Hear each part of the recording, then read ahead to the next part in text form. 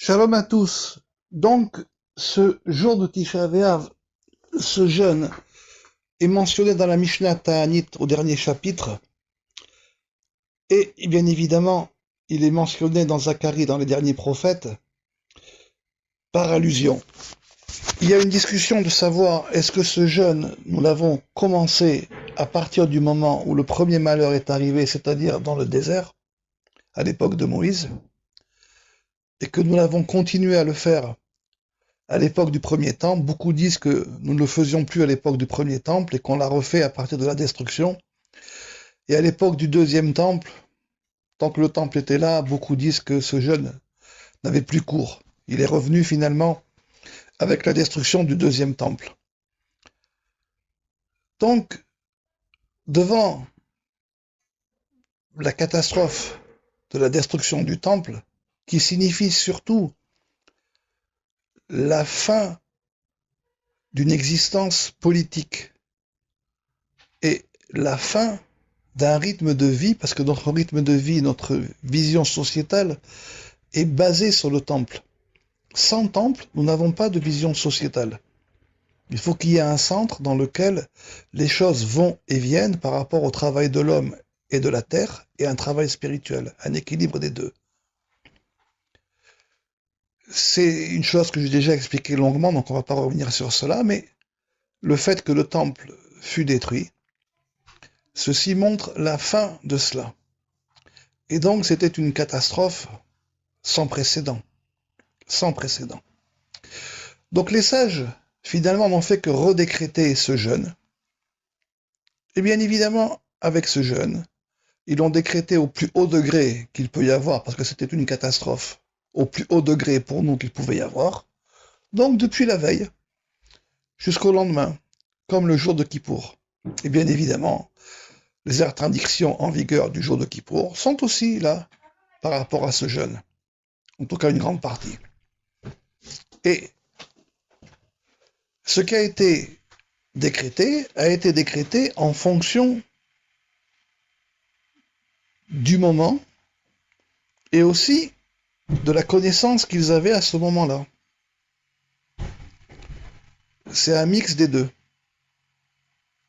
Or, à partir de cela, l'interdiction de la viande et du vin, car c'était des choses que l'on apportait au temple, a été finalement décrétée uniquement pour le dernier repas. C'est ce qui est ramené dans la Mishnah, c'est ce que le Rambam ramène. Et il ramène aussi que certains ont eu l'habitude, finalement, d'aller en arrière et d'augmenter ces interdictions depuis des jours avant, chacun selon son minhag. Et c'était ça l'objet de notre discussion. C'est que le fait d'ajouter un interdit à un interdit et d'aller en arrière n'est pas la voie de la sainteté. Et beaucoup se sont trompés sur cela. J'ai longuement écrit sur cela. La sainteté n'est pas une interdiction sur une interdiction. Elle émane d'autre chose. Elle émane de la route de l'arbre de vie, qui ne fonctionne pas sur cette route-là. Ça ne veut pas dire qu'il ne peut pas y avoir une interdiction. Mais sur la route, ce qu'on appelle interdiction, finalement, ce sont des limitations, à droite et à gauche, et un objectif devant nous pour ne pas quitter la route. C'est très différent. Et le problème, c'est que les gens se sont trompés entre rigueur, chumrot en hébreu, interdiction, et sainteté. C'est une erreur de route, malheureusement gigantesque. Mais pourquoi est-ce qu'il y a cette erreur de route? L'erreur de route vient du fait d'abord que dans la Torah, le fait que Hachem dit « Soyez saints car je suis saint » est répété de nombreuses fois « car je suis saint ». Or, le fait d'être saint n'entre pas en compte dans les 613 mitzvot. Entendez bien, une chose qui est marquée de nombreuses fois n'entre pas en compte dans le compte des mitzvot. Pourquoi?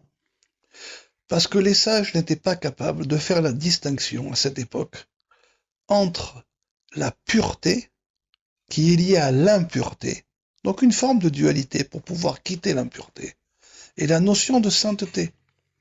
C'est une chose que je vous ai déjà expliquée longuement. Être à la limite extérieure d'un cercle, c'est le rapport entre la pureté et l'impureté par rapport à la barrière, parce qu'on est pile devant. Et la sainteté, c'est atteindre le centre du cercle et s'élever à l'intérieur. Et la voie de la sainteté n'est pas la voie de la pureté et de l'impureté. Alors bien évidemment, celui qui est impur ne peut pas être saint. C'est ce qui est ramené. Si vous faites l'ensemble des mitzvot, alors c'est considéré, c'est ce que tout le monde dit, comme de la sainteté, mais c'est une erreur. C'est une grossière erreur. Vous pouvez faire l'ensemble des mitzvot simplement en les voyant par rapport à celui qui ne les fait pas ou par rapport au pur et à l'impur. Vous pouvez passer votre vie sur la barrière extérieure ou intérieure du cercle, à la limite, mais certainement pas au centre et monter sur une montagne. Encore une fois, ce que les sages ont dit n'était qu'un point de départ. Or, malheureusement, étant donné que, par rapport à ce qui a été dit, et que déjà il n'y a pas de notion de sainteté et de pureté, les deux n'ont pas été séparés, par rapport à cela, donc c'est déjà pas possible de faire un distinguo. Qu'est-ce que vous voulez qu'un distinguo soit fait par rapport à la suite, par rapport à la notion d'élévation, et par rapport à la notion de simplement de rajouter une rigueur sur la rigueur, c'est-à-dire, finalement, renforcer la barrière, ou voir les limites de la barrière. Voilà d'où vient l'erreur. Or, il y a un principe. Quand on parle d'erreur de route, on parle d'erreurs parfois que l'on peut corriger. Quand est-ce qu'on peut corriger l'erreur de route? Tant que l'on voit encore la route qui est juste. Imaginez que vous soyez en route et que vous vous rendez compte par rapport à tout ce qui vous entoure qu'il y a une erreur de route et qu'il y a un moyen de rattraper la route. Alors vous allez la rattraper.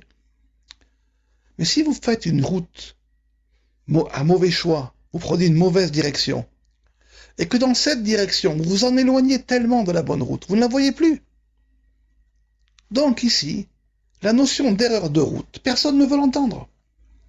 Personne ne veut l'entendre. Pourquoi est-ce que personne ne veut l'entendre? Parce que l'éloignement est tel, que l'on ne voit plus la bonne route et on se demande où est le problème. C'est ce que les gens vous disent, mais où est le problème? Or, il y a un principe simple dans la vie. Quand vous allez chez le médecin, qui vous donne une ordonnance, vous prenez l'ordonnance, et vous voyez que les médicaments n'ont pas d'effet. Et vous retournez chez le médecin. Vous essayez de voir une autre ordonnance. Si vous en donnez une autre et que les autres médicaments n'ont pas d'effet, vous changez de médecin.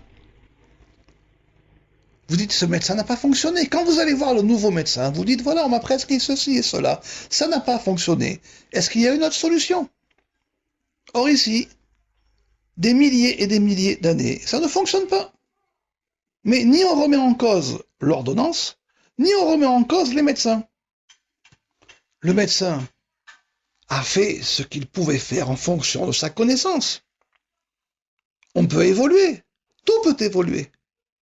Or, il ne faut pas évoluer en arrière. Il ne faut pas évoluer vers la limite du cercle, là où se trouve la lumière, le jour et la nuit, et le passage entre les deux.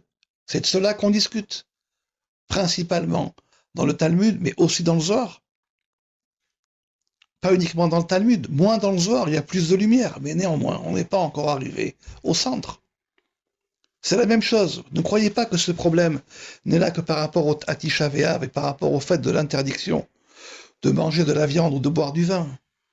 Ce problème est malheureusement récurrent partout, partout. Partout les gens vont et font et rajoutent des khumrot et des khumrot et des khumrot. Et à la fin, vous êtes noyés. Parce que vous ne voyez plus le principe. Vous ne voyez qu'une masse d'interdictions. Regardez autour de vous. Est-ce que tous ces gens qui font khumrot sur khumrot sont en meilleure santé? Ont une meilleure vie? Sont plus harmonieux, plus lumineux? Est-ce que c'est le cas? Est-ce qu'ils ont une lumière divine sur eux? Est-ce qu'ils ont tous Ruach HaKodesh? Ou beaucoup au contraire, quand vous les voyez, vous voyez des gens qui sont écrasés par un poids. Posez-vous la question, vous connaissez la réponse, mais posez-vous-la quand même. Or, le problème aujourd'hui, c'est qu'on n'ose même pas se poser les bonnes questions. Je vous l'ai déjà dit. Quel est l'objectif d'un juif aujourd'hui? Mettre un borsalino et sa femme une perruque sur la clim dans une tour au 15e étage et étudier des choses qui ne lui arriveront jamais, qui ne sont qu'une spéculation intellectuelle? Est-ce cela l'objectif de la vie pour un juif? Est-ce cela? Ou l'objectif de la vie est différente et d'être et de vivre en harmonie pleinement avec cette vie et avec ce monde? C'est la raison pour laquelle la Torah commence par la création du monde. Et ensuite un homme dans une situation. Et ensuite des mitzvot pour nous aider à travailler. Ou bien vous n'avez-vous aucune connaissance de ce à quoi servent les mitzvot et en quoi elles sont en harmonie ou en désharmonie, en quoi elles sont des outils? C'est ça les questions que vous devez vous poser. Si la réponse est simplement un interdit sur un interdit, cela a déjà été marqué dans les prophètes. Tzav vetzav, un interdit et un interdit, une ordonnance sur une ordonnance, et cela ne mène strictement à rien. Et cela est une chose que le ciel a en horreur. Si votre choix est d'avancer vers la route de l'arbre de vie, alors vous devez comprendre où sont les instruments et comment les sages ont décrit leur utilité. C'est ce qui est expliqué dans les paroles des enseignements des diverses Mishnayot et des divers témoignages à travers le Talmud. Et vous devez aller de l'avant avec.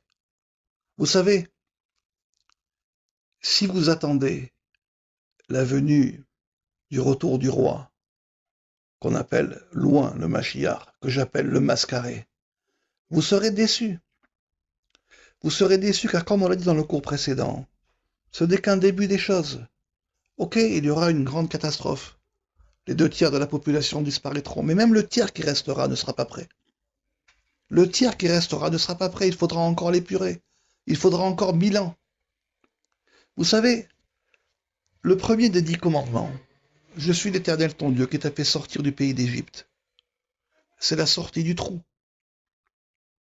C'est la sortie de la faute du premier homme, là où il est tombé. Le dernier des 10 commandements, l'Otahmod, on traduit par ne pas convoiter. C'est cela qu'on appelle la dualité dans la Torah. Le mot dualité est un mot moderne. Donc, le chercher dans la Torah, vous ne le trouverez pas. Mais c'est le dernier des 10 commandements. Or, si vous prenez le premier des 10 commandements et que vous le liez au dernier, si vous y arrivez, à savoir sortir du trou et pour cela sortir de la dualité, vous ne trouverez pas de traité du Talmud. Il y a des traités du Talmud sur le détail d'une mitzvah. Et sur les choses des 10 commandements, ces 2 choses-là, vous n'en trouverez pas. Ce sont des choses fondamentales. C'est par là que l'on devrait commencer. C'est par là que l'on devrait commencer. C'est ça que nous avons reçu lors de la révélation divine. Unir le début et la fin, ça s'appelle tracer une route. Si vous voulez tracer une route, il faut être capable d'unir le début et la fin. Sinon, il n'y a pas de route. Juste un point ou des points, des détails. Sortir du trou, de là où on est tombé, à cause de la faute du premier homme, ou à cause de nos fautes, et sortir de la dualité. Mais c'est tout un programme. C'est tout un programme. Vous savez, vous pouvez ajouter, et je pourrais vous citer différents passages dans les prophètes et dans le Nar. Vous pouvez ajouter une khumra sur une khumra. Ne pas manger de vin, ne pas manger de la viande, ne pas boire du vin, par exemple pour Tisha B'Av, depuis Rosh Chodesh, si vous le voulez, ou même depuis le 17 Tammuz. Ça ne changera rien. Vous pouvez pleurer tant que vous voulez. Le jour du 9 Av. Je sais très bien que tout ça est marqué dans les sages, mais ils ont fait avec ce qu'ils connaissaient au moment de la catastrophe. Ça ne changera rien. La preuve, ça fait plusieurs milliers d'années, rien n'a changé et rien ne changera. Ça ne changera rien. Sortir du trou, de la condition dans laquelle on est ou dans laquelle on s'est mise, en être conscient, et sortir de toute forme de dualité, ça ne dépend pas du Mashiach. Quand bien même il viendrait, il faudrait encore faire ce travail. Ça ne change rien. Ça ne dépend que de vous. Ça ne dépend que de vous.